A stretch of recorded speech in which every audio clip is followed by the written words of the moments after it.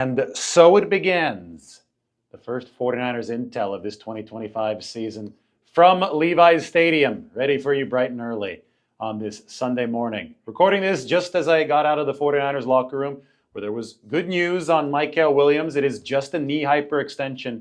He should be back in about a week. Kyle Shanahan hopes to return a lot of players on Monday coming out of this preseason game against the Denver Broncos. 2 practices for the 49ers coming up on Monday and Tuesday. And we talked to some of the rookie defensive linemen, a lot of the players, actually, a lot of the rookies, some of the second-year guys in the 49ers locker room. That included CJ West and Alfred Collins. How'd they do? Well, let's dive into 49ers intel. And let's move this to a live show. The deepest reaction, tape, locker room intel. It is Sunday morning. I decided not to belabor you guys late on Saturday night after a preseason game. A preseason game that got really, really sloppy at the end, but started promising fashion for the 49ers. I mean, the main summary, anybody who didn't come away with this as the main summary just doesn't know what they're watching. 49ers put their backups out there and they beat Denver's starters over the first 3 possessions or so of this football game on each side of the football. And then this devolved into what you typically see in the preseason, just ugliness over the course of the second, third, and fourth quarters. 49ers have a lot of youth. They're developing a lot of players. We also saw some players who I'm quite certain will not be on this San Francisco 53-man roster once the cut down happens on August 26th. QB play beyond Mac Jones was bad last night. Tackling got worse as the game progressed. You know, one guy, I just finished watching the tape.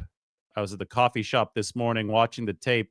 One guy who plays exactly to his scouting report, and that's not necessarily a good thing, but I think it is a correctable thing, is Nick Martin, the rookie linebacker out of Oklahoma State. This is what his scouting report from Dane Brugler read coming into the NFL. Over-aggressive pursuit angles at times, can run himself out of plays, too often relies too heavily on athleticism, needs to develop more patience in run fits. Let me begin with this. Nick Martin absolutely has juice. I mean, the guy can fly. The guy can hit. He was in there on a big third down stop on the screen pass to the far side in the third quarter. He can move around the field. We saw it at Oklahoma State, too, 141 tackles. But he is his scouting report right now. He was missing tackles yesterday. He was taking bad angles. You can't teach the juice part. That's God-given, and he has that. But now Nick Martin needs to corral it. Now he needs to turn it into an efficient, productive approach on the football field. And listen, he injured his MCL last year, so he played only 5 games to finish his college career at Oklahoma State. So that 141 tackle season is a little ways in the rearview mirror at this point. The speed of the NFL game is very different, so he's going to have to recalibrate mentally, on top of the fact that he's just getting used to full speed action in general because of that injury last year. There's a lot that is going to have to fall in line for Nick Martin. And this is why from the very get-go, everybody was asking me, how's Nick Martin doing? Practice 1, practice 2, practice 3. And I said, guys, D. Winters has been at this level now for 2 full seasons. This is his 3rd year. D. Winters is not going to lose a battle to Nick Martin. Everybody was acting like this was some kind of neck and neck thing. It's not. Nick Martin has got to have developmental time. There's so little patience for some of these rookies because everybody's in this mode of instant gratification. And then they finally see what I've been saying the whole time. There's got to be some developmental runway for these players. Thought Nick Martin was a great example of it. He's going to need some developmental runway for San Francisco. You know, we should get the roster out because that's probably going to be the best way to illustrate the standing of some of these players and what might have developed and transpired yesterday during the preseason opener against the Denver Broncos. By the way, the good news on Mykel Williams, talked about it at the top of the show. They expect him back within about a week or so. So probably not for the Raiders joint practice in the game, but it could have been a whole lot worse. And the 49ers want Mykel to be getting as many snaps as possible. In fact, that's one of the few rookies who you could pencil in already into a starting spot. I'm zooming in on the defense. This is what the defensive line, I think, would look like if you cleared minor injuries like Mykel's injury, like Jordan Elliott's injury. If you cleared minor injuries, the starting four of the 49ers defensive line in a regular season game played today,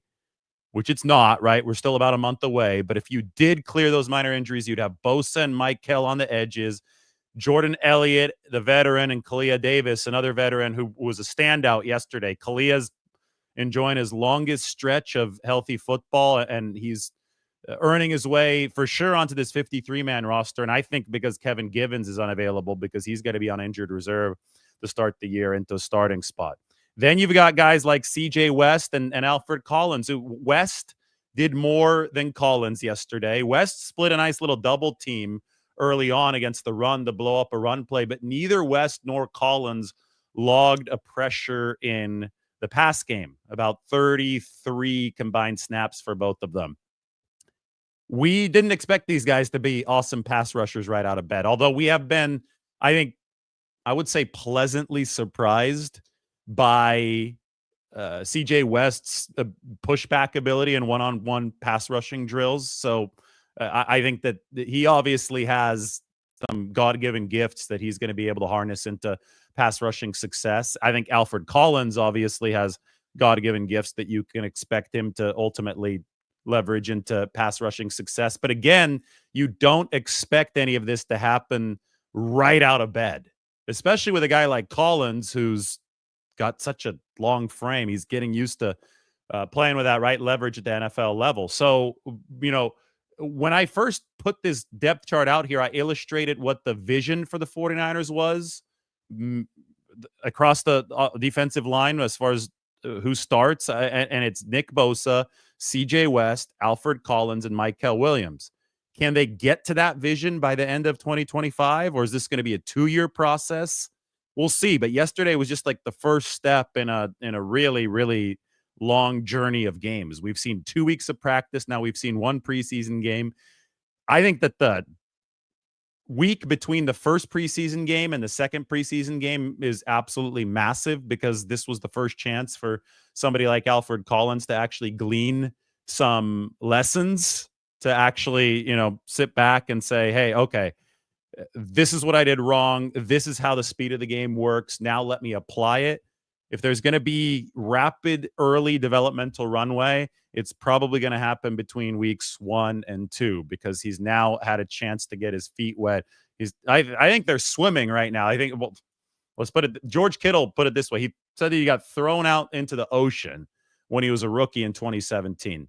And he said that he was sinking at first, just looking for a log to grab onto, looking for something to grab onto so he could start working on treading water. And then ultimately, it turned into a nice, easy swim for George Kittle. Now he's one of the 49ers' future Hall of Famers, definitely a veteran who sits in a game like yesterday's. They had 7 guys who were healthy that just sat because they're A-list players, and there was no reason to put them out there. But all these rookies have to go through the same thing. Some of them are going to progress quicker than others.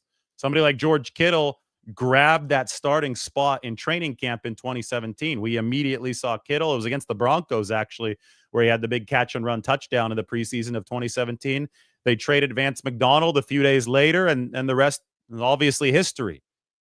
Maybe somebody like Alfred Collins starts splashing next week. Maybe somebody like CJ West starts splashing more next week. Maybe at some point, a player like Jordan Elliott is expendable, a holdover veteran, but that point is not now. So the 49ers are going to have to make a balance here between the young guys and some of the more established guys that they have on the roster. I will say that, if we're talking about them emulating the Rams model, the Rams, it took them a full 2 seasons to get that defensive line to a spot where it was truly firing, which is why I constantly talk about the 49ers offense likely having to lead the charge this year. They're going to be growing pains for the defense. Now, Robert Saleh can cover up a lot, and he covered up a lot yesterday. I wrote about the game on the San Francisco Standard. The link is going to be in the description. Mike is going to toss it in there. This right here is the piece, and I thought that the best quote came from Chase Lucas. Look at this one. Maybe I can make this a little bit bigger for you. I told Saleh, if you let it rip with blitzes, I'm going to show you some things. And he stuck true to his word. So Chase Lucas had probably had the most splash plays of any 49er yesterday. Chase is a cool story. He was with the Detroit Lions. He got into a post-NFC championship game shouting/shoving match with Diamador Lenore. Then he came over to the 49ers, was with the practice squad all of last year, but his main role for San Francisco was on the scout team. I told you guys last night, when I talked to him last year, he's told me I'm the Travis Hunter of the 49ers because he played both DB and receiver for the scout team. The guy is a big special teams weapon, and he could play nickelback. And they kept him in at nickel throughout the entire game yesterday. And Robert Saleh said, I want to see how this guy can handle some of my newfound aggressiveness. I've been telling you throughout all of training camp so far that Saleh has been dialing some stuff up. He had one of the lowest blitz rates of any defensive coordinator his first go-round with the 49ers because he knew that he had DeForest Buckner, Eric Armstead, Nick Bosa, D. Ford. And in 2019, Robert Saleh was working with an embarrassment of riches back then, and it was 4 down, go get them. I don't have to blitz. Let's play coverage on the back end and make this work. I think it's abundantly clear that the 49ers need to evolve. They recognized that last season. They got rid of Nick Sorensen. They brought Robert Saleh 2.0 in, and it seems to me early on that Robert Saleh 2.0 is going to be a whole lot more aggressive near the line of scrimmage, and he promised Chase Lucas that he would be aggressive with safety blitzes. I mean, there was the one that caused the safety yesterday. I guess I should say DB blitzes. There was a DB blitz that netted a safety. The one that caused the safety was a nickel blitz combined with a weak side linebacker blitz. We saw D. Winters in on that one as well. So Saleh brought 6. It worked. 2 points for the defense against Denver's number 1 offense. I wonder how good a chance Chase Lucas has to make this football team. Let's go back to the depth chart. And, while we're at the depth chart, why don't we go to some images from yesterday? How about Jake Moody? He did not miss a single kick for the 49ers. He didn't have all too many opportunities, but 2 for 2, extra point and a field goal for Jake Moody. So as long as he remains a non-story, that's good news for the 49ers. There's Chase Lucas himself. These pictures, by the way, all courtesy the 49ers. Little look into the game yesterday, and we could talk about some of these players. And then I want to talk about Chase Lucas and his chances of making this 53-man roster. How about that? That looks like CJ. That looks like CJ bearing down on Jarrett Stidham a little bit later in the game. You could tell by the shadows out on the field. Patrick Taylor Jr. celebrating his touchdown. I like this picture because the guy who sprung the touchdown was Braden Willis on the right. And we could talk very briefly about the tight end competition. I need to adapt this roster. I think that you're going to see either Braden Willis or Jake Tonjes win tight end 4. I think the 49ers trust Ross Dwelly so much that he's in as tight end 3. That's my takeaway from the development of this tight end position based on what I've seen now in these games. So we'll put Dwelly, who's actually a free agent signing. He spent 2023 in Atlanta in on this roster. Then it's going to be either Tonjes or Willis. And Willis here on the right, the run to Patrick Taylor Jr. that opened the scoring in this game. Nick Bonito was the edge rusher for Denver. They were playing their first team defense, and he was the guy that needed to be neutralized on that play. And Braden Willis neutralized Nick Bonito. Now, there was one unblocked player and it was an old friend. It was Talanoa Hufanga, and Hufanga fired into the hole, and Patrick Taylor Jr., I think the play was designed for him to run right there, run right where Talanoa Hufanga was unblocked. And we know how good of a nose Talanoa has for the football. That's what I thought. It was a really mature run from Patrick Taylor Jr. He recognized where Hufanga was. He knew what he was seeing, and he bounced it outside and scored untouched, obviously thanks to the block from the guy on the right, Braden Willis. So the battle for that fourth tight end spot, if the 49ers do take 4 tight ends, is on. Tonjes made a couple plays yesterday, including a really nice catch on a throw a little bit behind him late in the game. So don't discount Tonjes, but don't discount the block that Braden Willis was able to put on. Both he and Tonjes are making a case for the 49ers to take 4 tight ends on this roster. A look at Mac.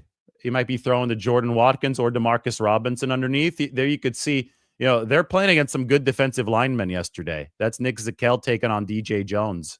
Could zoom in on that matchup. I love this overhead shot. But DJ, former 49er, working against Zakelj, who, Zakelj, interesting player because he actually pass protected really well in starting duty last year, and that was the last few games of the season. On the deep pass yesterday to Jordan Watkins from Mac Jones, John Franklin Myers was just able to really push Nick Zakelj into Mac Jones' lap. So you got to give Mac credit. This is a clean pocket right here, but Mac did not have a clean pocket on the prettiest pass of the day, the deep ball to Jordan Watkins, and Zakelj got pushed back there. Again, reminder that the 49ers faced the reigning number 1 defense in football, and the Broncos were playing most of their starters. The 49ers starters yesterday, that Luke Farrell played, and he's tight end too, so I can't really call him a starter, but he's a frontline player. Do we see much of Ben Barch yesterday? Yeah, we saw Ben Barch. He was one of the starters the 49ers played. You could see Barch on this quick grab right here. Zach Gallen's on the ground there. It's Matt Hennessy was playing center. He's not going to start. Spencer Burford is a backup tackle. Austin Pleasance is a backup tackle. Anyway, the point is that the 49ers ran their 2s against the number 1 defense in football from last year, running their 1s, and they went down the field and they scored. Second drive didn't go as well. Nick Bonito blew up 3 straight plays. And this is where there are a lot of misconceptions. And I just watched the tape, and, I have to say I got something wrong yesterday. So I owe Spencer Burford an apology. But when I do these instant reactions right after the game, I don't have the benefit of seeing the tape yet. I haven't had the benefit of talking to Kyle Shanahan yet, which is why, unlike others, I don't just start shouting into the camera and pretending that I know more than I actually do. Spencer Burford had a very unfair setup against Nick Bonito on that second drive. The 49ers screwed up the snap count on the second play, and you could tell Burford is not ready to move when the snap happens, so Bonito runs right by him.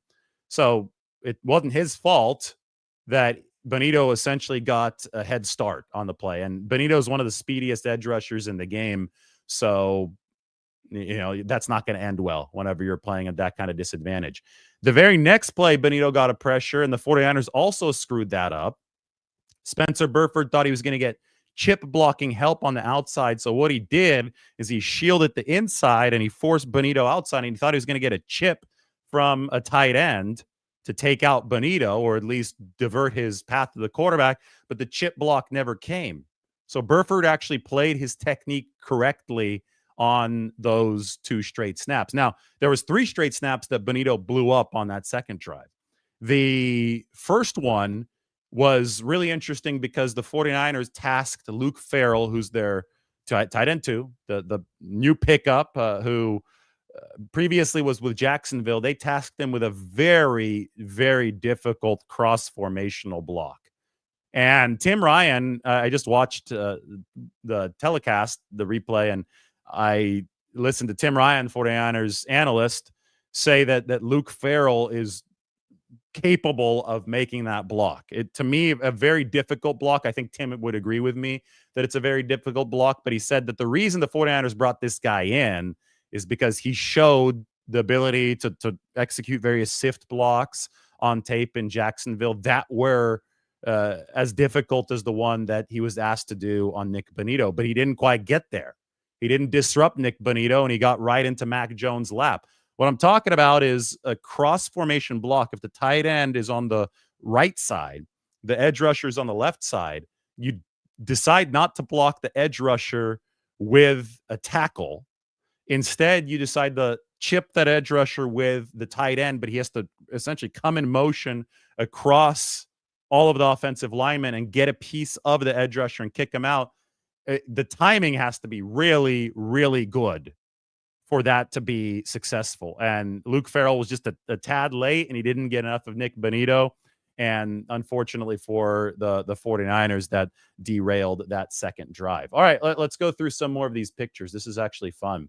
There's Jordan Watkins. That's Jaquan McMillan on the ground. This was a really, really fun play for a lot of reasons. Guess who made the tackle on this play?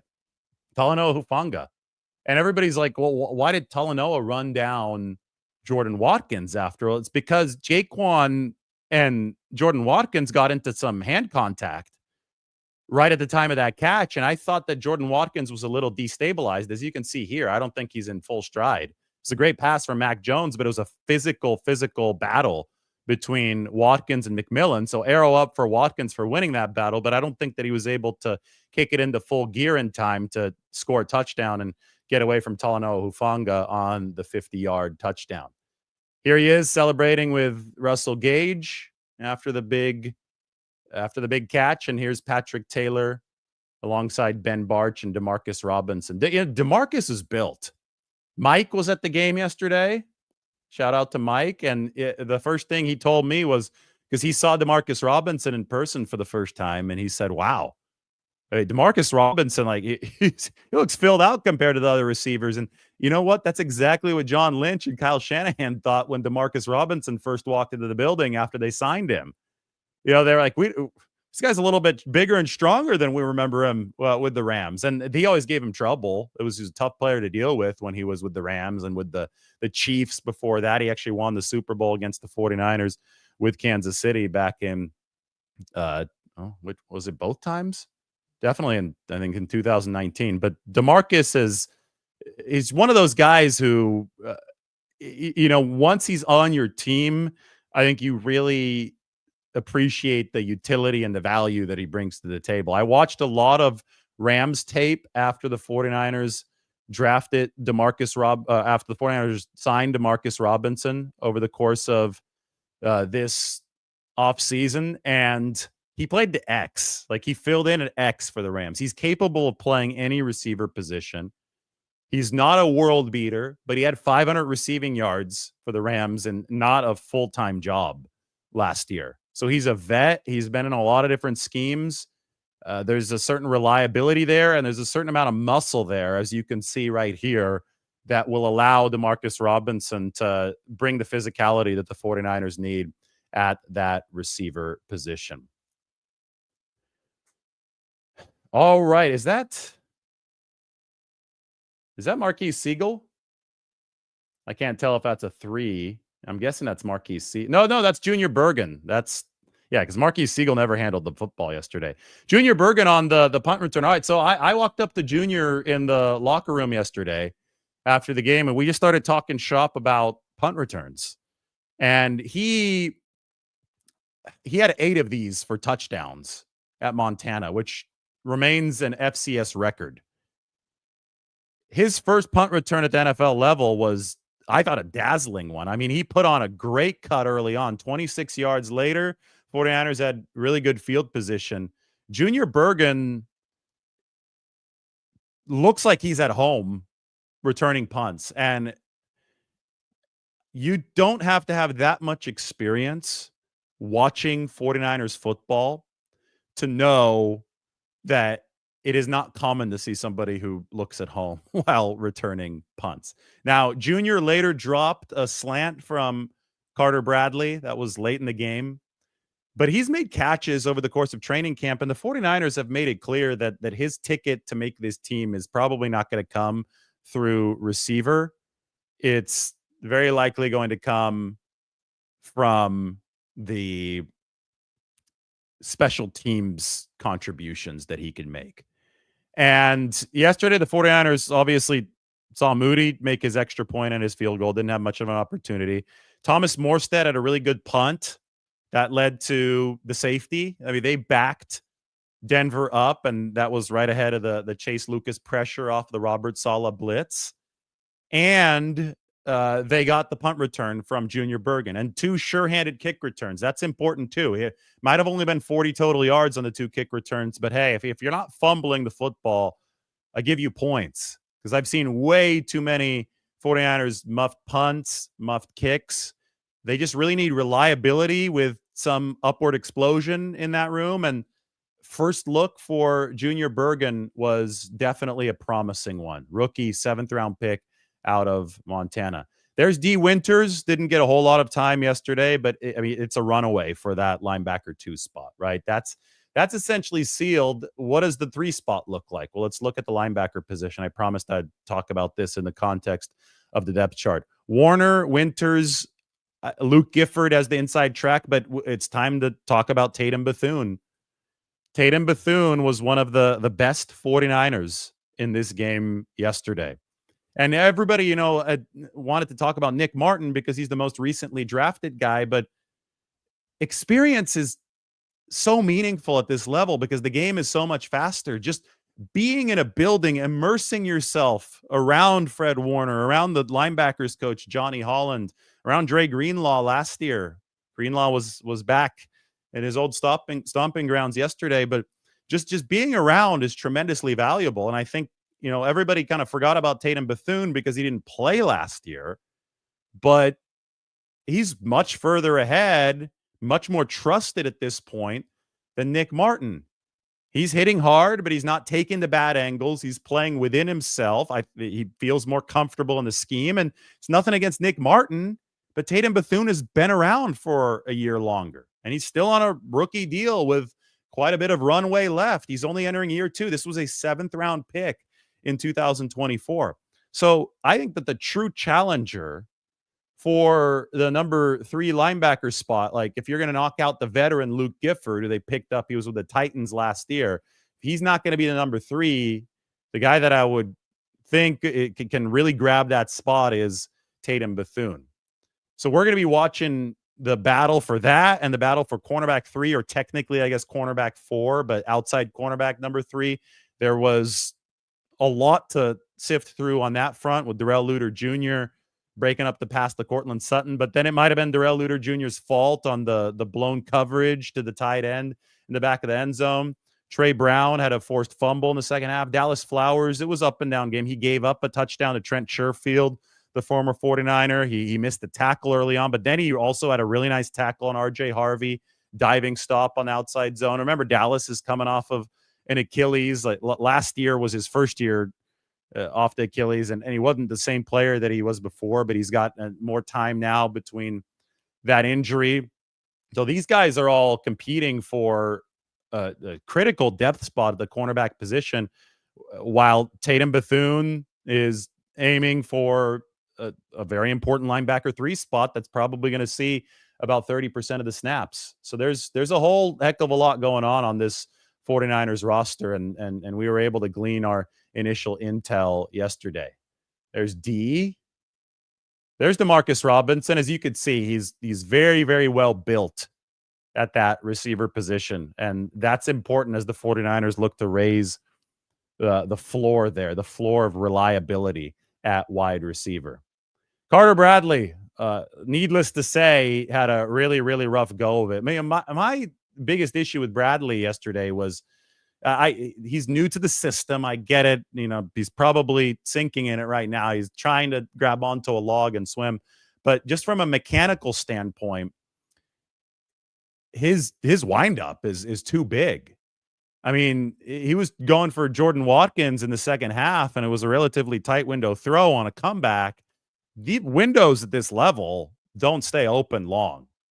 So somebody like Jimmy Garoppolo's had a nice career because he's able to just, it's like a jugs machine. He gets rid of that ball really quickly and doesn't give defensive backs any time to react, right? And that football gets in there. So he may not have the biggest cannon in the world, although I think his arm strength is obviously misunderstood. But the release that we talked about for years when Jimmy Garoppolo was the quarterback allowed the 49ers to have an efficient offense by kind of peppering the field with some of those shorter passes into tighter windows. Carter Bradley tries a similar pass yesterday, and it's easily broken up. Why? Because the defense is able to see him with an elongated motion, wind up and throw the football. And when that's in there, like that's an extra, even if it's an extra tenth of a second, that's a big deal in the NFL. But I think it's an extra 0.3, 0.4 of a second.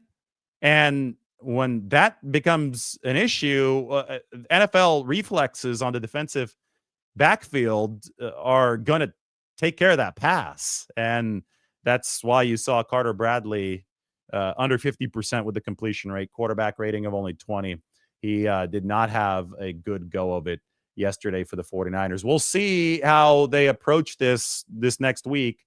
I would think that Tanner Mordecai gets first look next week. They've already solved the quarterback 2 spot. That's Mac Jones. I told you guys over the course of the past few weeks, that's not a competition. A lot of people were trying to tell me that it was. It's not. They're hosting a competition for quarterback 3. And right now it's between Bradley and Tanner Mordecai. Do they try to bring somebody else in? Or will they be so displeased with both Mordecai and Bradley that they look outside for another body? Remember that they drafted Curtis Rourke, but he's still on PUP or NFI with the ACL. So I think if Rourke were healthy, he'd be QB3 right now. This also should add some appreciation for what Brock Purdy did back in 2022. You could see how hard it is to play quarterback when guys enter, youngsters, and they really struggle. It's not easy. Doesn't matter who's calling plays, what Kyle Shanahan does, whether or not it's preseason. If you're not good, you're not going to look good. It's the hardest position in professional sports, according to some. When Purdy came in and tore it up in 2022, I think a lot of people took that for granted, probably because, it's the preseason, whatever. The 49ers were impressed, and it led to him making the 53-man roster. And that led to the magical run, the storybook ending to that 2022. I guess it wasn't a storybook ending when he got hurt, but it was a magical run when he took over the starting position and established himself in that season. So it's one of those things where people need to appreciate how difficult it is to play QB. And the 49ers feel blessed that they've got 2 really competent guys at the top of that room in Purdy. And then I think Mac Jones for QB2 definitely brings you a nice floor. TBD if he's going to be rehabilitated into actual starting material in the NFL. But right now, Mac Jones is where he's at. By the way, that interception yesterday, that's another correction I probably have to make. I tweeted yesterday, I thought Jones was late and inaccurate with the pass, but there's usually more than meets the eye to these things. And Kyle Shanahan made it clear that Jordan Watkins did not run a good route. And that receiver, that interception was on the receiver, on the rookie, and not on Mac Jones. So Watkins obviously did some good, but there was also some bad. And as Kyle said, it was a typical rookie game for Jordan Watkins. All right, let's go back to this. That's Alfred Collins and Robert Beal Jr. Robert had some pressure yesterday. There was actually a sack where he and the Hulk, Sebastian Valdez, combined for the pressure. I also saw Robert Beal on the left here back down Mike McGlinchey early on. And Robert, he comes from the speed rushing cloth. The 49ers loved his get off at the University of Georgia. This is his big opportunity, I think, to make a move with a lot of upheaval along the 49ers defensive line. If he can continue putting some good quality pass rushes on tape, I thought he had a couple of those yesterday. He's got a shot to stick around this building, especially since you never know what the 49ers health situation is going to look like by the time that the roster cut down is here. There's a look at Luke Gifford. Now, on the left of Luke Gifford, number 69, that's Bradley Anayi, who I thought delivered some impressive pressure yesterday. I think he's got a little juice as an edge rusher. Anai helped Kalia Davis create one of his sacks with the pressure around the edge. Kalia Davis then backed the interior lineman right up into the quarterback. It was a strong play, and I think that this picture is taken after Luke Gifford's big run stop yesterday. Gifford showed some nice things for the 49ers. I think that he'll be a safe option at linebacker 3. But if Tatum Bethune can illustrate that he's also a safe option there, no low floor plays, and watching the tape, I thought that it was a good showing from Tatum Bethune in that regard. I think that he's going to put on a strong challenge for that third linebacker spot next to Fred Warner and D. Winters. All right, how about this guy? Corey Kiner. I predicted before the game, before the preseason, that Kiner would lead the 49ers in rushing yards and attempts over the course of this month, and so far that has proven to be correct. 10 carries, 45 yards for Corey Kiner. See Drake Nugent blocking there on the left. Looks like some hands to the face, but officials probably didn't catch that one. But Corey Kiner, you could see the build here. He has a low center of gravity. Jordan James, who's not playing right now because of the broken finger, has a very similar build to Corey Kiner. I've made the comparison before, and I'll make it again. Devontae Freeman. Devontae Freeman is, or was, because he's no longer playing, but Devontae Freeman was built low to the ground, about 5'9", good contact balance. We saw that from Corey Kiner yesterday. He had the fifth most yards after contact in all of college football last year. He forced a lot of missed tackles. He's not going to blow anybody away with his speed, at least when it's measured, and that's why he was an undrafted free agent.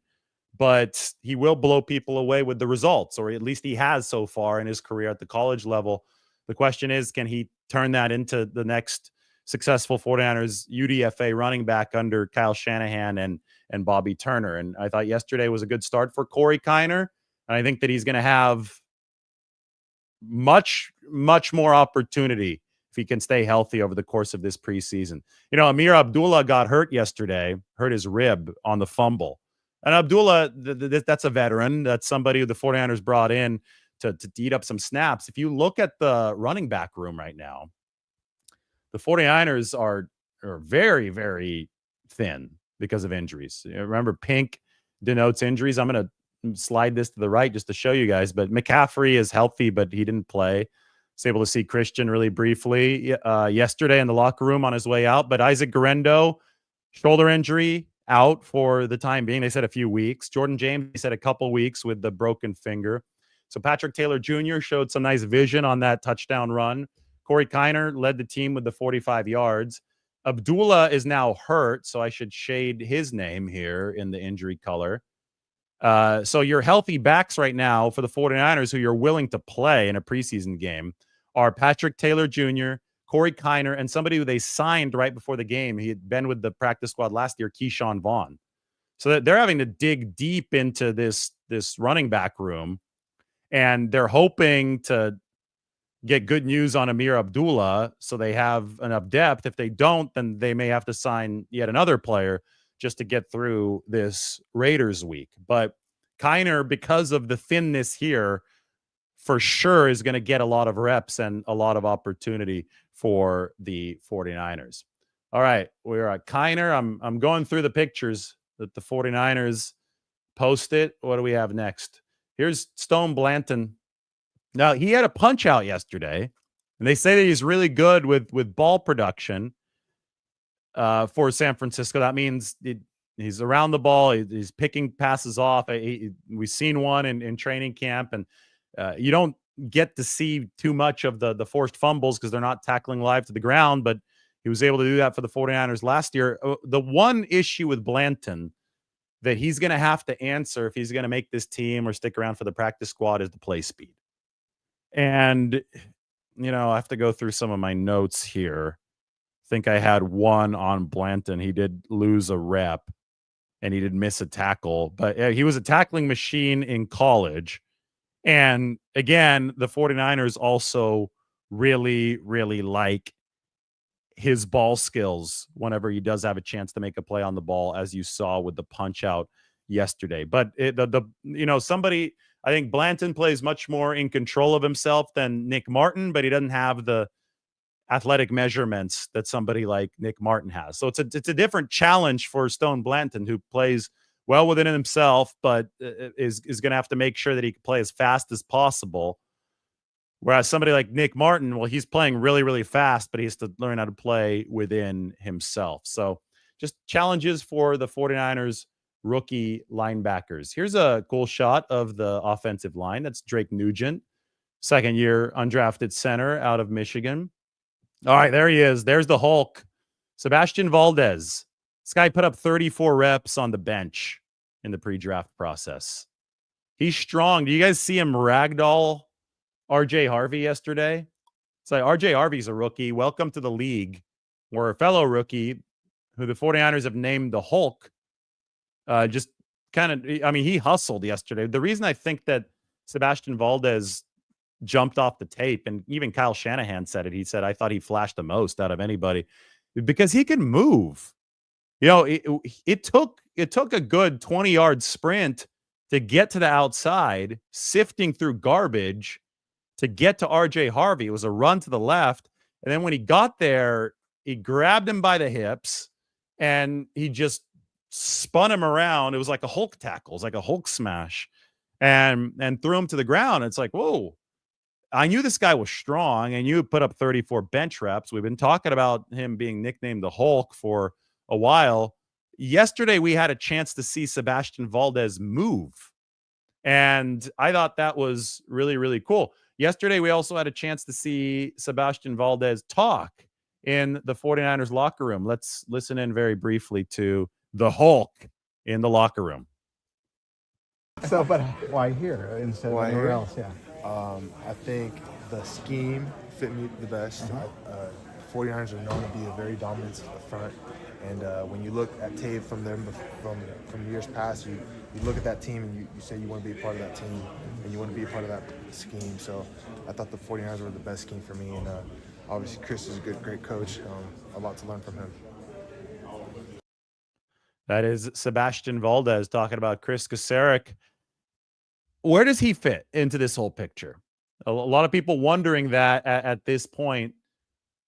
I'm going to get him onto the depth chart here. I want to show you where I currently have him on the outside looking in, but with a huge caveat. And obviously, with how much he flashed, this is a rising stock. The caveat is right here. These are your defensive linemen who I'm making the 49ers team. I got 11 right now, but this is way more complicated than that because you've got so many injuries. And one of the 11 is Kevin Givens, who's going to start this season on IR. They're going to have 2 IR designations they can use, or they can also use a roster Tetris move at the 53-man cut down to get him on injured reserve without sacrificing his season. So obviously that's the plan for Kevin Givens, one of those 2 mechanisms. So that's an empty spot. You could, for now, I don't know how. Yeah, let's just erase that for now. You can take Kevin Givens' name off of it for the time being. Now you look at the rest of this room. Assuming everybody's healthy, that's 10. They haven't taken more than 10 in the past, but I don't know if I could assume that everybody's going to be healthy at the start of the season. They hope to get somebody, Aguilar Gross-Matos, back this week. You got to look at a guy like Jordan Elliott, the veteran. I know that he's currently penciled in for a starting spot, but if CJ West progresses over the course of preseason, maybe he slides into there. Maybe Jordan Elliott's traded. I don't know. I think Mike believes that could be possible, but I think that we still have a lot of football left to be played over the course of the next 2 weeks before the roster cut down. And if Sebastian Valdez continues flashing the way that he did, this is the year for him to make this roster, and a spot should naturally open up for him on this 53-man. I just don't know whose spot it's going to be at this point, which is why I have Valdez where he's listed on the depth chart at the moment. But cool picture of Sebastian Valdez. Nice job by the 49ers photography staff. I wonder if T. Lloyd took that one. There's Corey Kiner. It's a good picture. 45 rushing yards for San Francisco yesterday.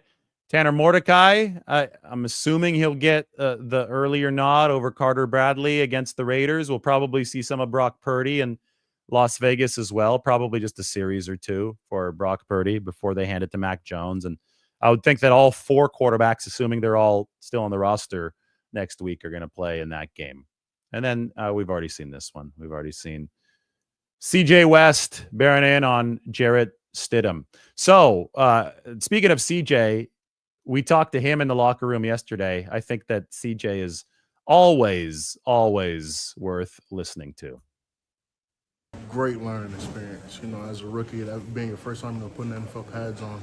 It's a lot of stuff you got to learn coming into the league. And getting a chance to actually go against their starters with some good competition, you know what I'm saying? So that was great to kind of get a little taste of it. And I know there's much more to come. There's much more I got to learn and much more I got to do to, get better as a player. But I'll say it was, a good first time out there. Robert Saleh says he'd like to simplify things so you guys can play fast. Did you feel like you were able to play fast tonight? Oh, yeah, for sure. He kept the calls, same things we do in practice. And just allowing us to play fast, allowing us to be free and go. So, with his defensive scheme, that's what allows the defensive line to do. So I want to, take full advantage of that. Saw you split a double team early against the run successfully. Is it different than college, or is there a higher level of, I guess, intricacy from the linemen at this level? Yeah, for sure. At this level, the offensive linemen are smarter, they're faster, they know different ways to cheat the game just a little bit to kind of give themselves an advantage. But regarding that, it's just me playing my technique and just playing as hard as I possibly can, and knowing that as a rookie you're going to get humbled. And I was like, it was very humbling today, kind of going against the starting line, another team, because a lot of stuff you have to learn, a lot of stuff you have to do still to become better. So are they just bigger or stronger, or what was different? I wouldn't say that. They're just they're smarter, they're faster. So that's kind of what ties in with the NFL, and you just got a lot of experience and reps to things. So especially as a rookie, they might have more experience in that. So did you find yourself matched up with minors at all? I got matched up with minors a couple of times, and I got matched up with powers as well. Opposite side. So going against them, it was great competition. It's strange to play first time you play a game where it doesn't matter whether you win or lose. I know you want to win, but in college, like even your first game's non-league, they don't count. They count that we're supposed to be not. Honestly, I didn't even think about that. Really? When a preseason game, this matters to me. Every single snap I take out there matters because I want to prove for the team that I can do this, and I want to be here for my teammates. So everything mattered to me. I didn't even think about winning or losing if it counted to our record or not. Is it a different situation going into practice where you've already given them some of your best moves in practice? Does it feel different than going into a game against the same team that you practiced against? No. It's just really all up to you. Like, if you stick with your game plan, with your scheme, what you do, it'll go well for you. You know what I'm saying? So I just got to continue to do that, continue to practice on my craft and my skills and how to, be different linemen, offensive linemen my way. So I got to just continue to do that and get better at that. Do you and Alfred kind of feel like a tandem? I mean, rookies coming in, DTs, kind of moving up a depth chart? Yeah, together? for sure. We definitely spend a lot of time together, because we know we're going to be a big part of this team future. And we want to just continue to get better every day and learn just 1%. That's all that matters. We get 1% better. That's one step in the right direction. So, we take a lot of pride in, helping each other when it comes to that. He was laughing about you on the podium when we talked the other day. It sounds like almost like you're the one that talks and he's the one that's quiet. Yeah, I got a big personality, so I do got a big person. I try to bring it out of him just a little bit if I can. But yeah, that's my guy, man. He was copying some of your moves. He was like, he's finishing guys and ragdolling guys, and he seems like his best practice was his last practice. Yeah, I mean he's huge. Yeah. He's a giant person, so he has the ability to do that. You know what I'm saying? He towers over a lot of other people, and just his arm length and his size, he can really use that to his advantage. So. Did you ever get a chance to talk to DJ Jones at all? I actually did. After the practice, I talked to him because, like I said before, we kind of like the same type of frame built. Our game style is the same as well. So, I got a chance to talk to him and get a couple tips here and there from him. So, it was great getting a chance to talk to him. Did he recognize you as sort of a kindred spirit as well? Yeah. When I first walked up to him, he was like, you kind of look like me. I was like, yeah. I was like, yeah. I was telling him, when I was in college, I watched a lot of his gameplay because when you're a college guy and you have a goal to go to the NFL, you kind of look for somebody in the league that kind of has your play style, your frame, your built. And DJ Jones was like the first person that came to mind. So I watched a lot of his film coming out of school. CJ been talking about. Listen to that. DJ Jones, you got a chance to talk to him. What a great first opponent for the 49ers, considering the fact that CJ West is a player they're trying to develop onto this football team. The model is DJ Jones for the one tech spot. The 49ers haven't quite had anybody with that kind of frame to be able to fit into that position. And then the first team that you play in the preseason of CJ's rookie year is DJ and the Broncos, right? So the fact that he got to talk to him over the course of this week, joint practice on Thursday, game yesterday, I think a big step forward. Now back to CJ. No pressures in the pass game yesterday, but he did split that. And I asked him about it. You heard it there. And I just let that play for a bit because I think that CJ West is such a good talker. Splits that double team and disrupts the run game. That's what you're going to count on CJ West to do early. Keep the big picture in mind here. The 49ers were number 29 against the run last season. That was the biggest problem with this football team outside of special teams, which was a train wreck. But I think run defense is probably a more significant issue anyway, just because you can't do absolutely anything if you can't stop the run. It derails your offense in unimaginable ways too, because there's no game control there. So you go and get somebody in the 4th round out of Indiana by way of Kent State as well, who single-handedly transformed the Hoosiers' run defense last year with his ability to penetrate up front. And you're hoping that he's going to be able to do the same thing at the NFL level. You did not draft CJ West with massive early pass rushing expectations. You just didn't. You didn't do that with Alfred Collins either. I don't even think they did that with Mykel Williams. People are so obsessed with sack numbers that they forget that that's putting the cart in front of the horse. Imagine the cart trying to drag the horse around.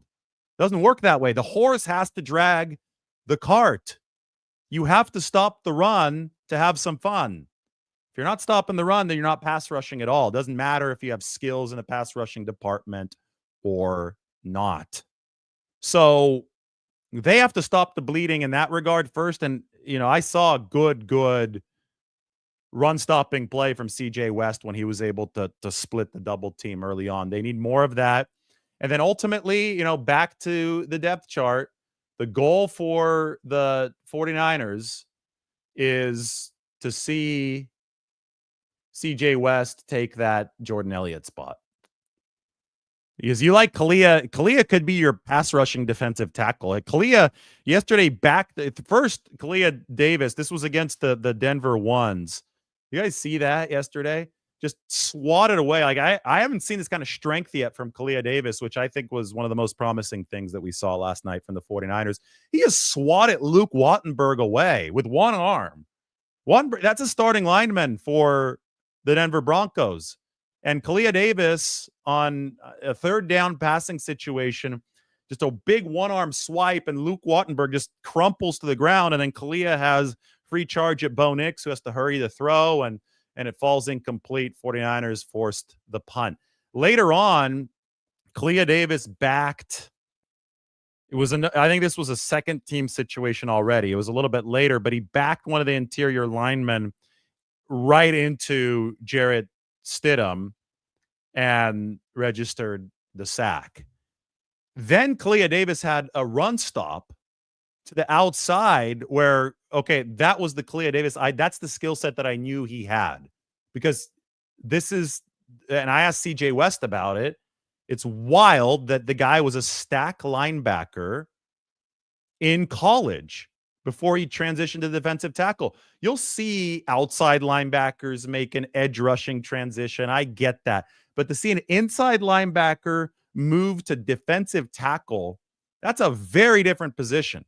But what it shows you is that Kalia Davis has explosion, and he exploded to register the tackle on the perimeter run in this game. So that's something that DJ West, DJ West, the hybrid between CJ West and DJ Jones. But that's something that DJ Jones did to great effectiveness for the 49ers, right? DJ, I still remember 49ers were undefeated. It was a game they'd end up losing in overtime. Monday Night Football, Seattle Seahawks, 2019. What were the 49ers? 9-0, 10-0? I mean, they were roaring to start the season.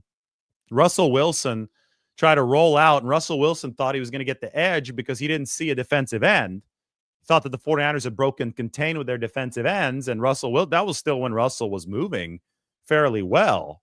And from the stack there in the middle comes DJ Jones, all 320 pounds of him, and he's just sprinting, and he gets all the way to the sideline before Russell Wilson did. And that was year 3 of DJ Jones. Took him a couple years to get into the kind of shape that he needed to be in to be an every down contributor. My jaw dropped when I saw that. I hadn't seen a guy that big run that fast hardly ever. And Kalia gives me some of those speed vibes. I don't know if CJ West does. I think CJ, he's more of a tank in the middle. He's got the true power. I haven't seen CJ put the type of film that DJ has put up in terms of speed. But Kalia Davis, being that former inside linebacker, has that capability. And yesterday was a really, really good game for Kalia Davis. So talking about that defensive tackle position is fun. The 49ers love the fact, Kalia got hurt in week 1 of the preseason in 2024. That was at Tennessee last year. And that injury shelved him for a huge part of the 2024 season. They really thought that he was coming along during training camp last year. Unfortunately, injuries come at the wrong time. This is the longest stretch now that Kalia has been healthy for the 49ers, which I think is really, really significant. And he is vaulting his way up that depth chart. Now, the 49ers, what kind of state is the entire roster in right now? This is an important question to talk about because they've got another joint practice coming up against the Raiders. They don't want to cancel it. They had to cancel last year's against the Saints, and Kyle Shanahan thinks they're going to be okay because he expects them to return quite a few players tomorrow. Day off today for 49ers players, but by tomorrow, Kyle Shanahan thinks that the 49ers are going to be in a good spot, much better spot than now. Why? Because Renardo Green should be back, because somebody like Jacob Cowing should be back, at least early in the week. Shanahan wants them to get in a couple practices before they do the joint practice against the Raiders. He doesn't want their return to be the joint practice. So that's at least 2 players who should be back for the 49ers. You know who else should come back is Yetur Gross-Matos. It's a very important defensive lineman for San Francisco. They're expecting him back this week. Mykel, probably not tomorrow, but maybe at some point this week. And then there is a chance they get guys like Elliott, maybe Sam Okawanu, Evan Anderson back this week. Maybe 1 or 2 of those defensive linemen whom I just listed. Maybe Jair Brown. I think Richie Grant is going to be out for a few days, but also a chance that he's back soon. So you could see I'm going through a lot of the players here who are hurt, and many of them are expected back on Monday. The 49ers had 19 players not on PUP, physically unable to perform, sit out because of an injury yesterday. And they hope to cut that number, maybe not in half, but cut that number significantly. And they could even make some different signings on Monday before practice to get ready for this week against the Raiders. But all in all, that was a fun start to the season. You look at the preseason in football, and it shocks me that people are so bad at analyzing it. People don't understand that the preseason is not played to win these games. It's played to develop guys, to evaluate guys. If you have to look at anything from a team-wide basis, it is the first couple drives when you're facing the first team. Yesterday, the 49ers backups had the benefit of facing the Broncos starters, and the 49ers won that portion of the game. Now, even that, I don't read too far into it, but I note it. I note it. I'm objective about it. I say, okay, wow, that was impressive. What the 49ers need to show this year is that they have competent youth, guys drafted in the past 3 years who can give this team the juice and the developmental capability to fortify the superstars who didn't play. And there's a lot of them, but they didn't play yesterday, to fortify them and create a robust roster. In the first week of the preseason, the only thing that we're going to really learn is, do they have the potential to do what I just said? And I think that the start of the game yesterday said, yes, they have the potential to do what I just said. We are at the very start of a very long journey. I can't wait for the next chapter. First chapter is over. Second chapter coming up. It's the week against the Raiders, and there's going to be a whole lot more film coming in. It was fun to watch all that. Fun to go through all those pictures. Fun to go through the book right here, the book. So many notes in my organized chaos book. All right, guys. We'll talk to everybody soon. Thanks for watching. Hit the sub button. Be back today.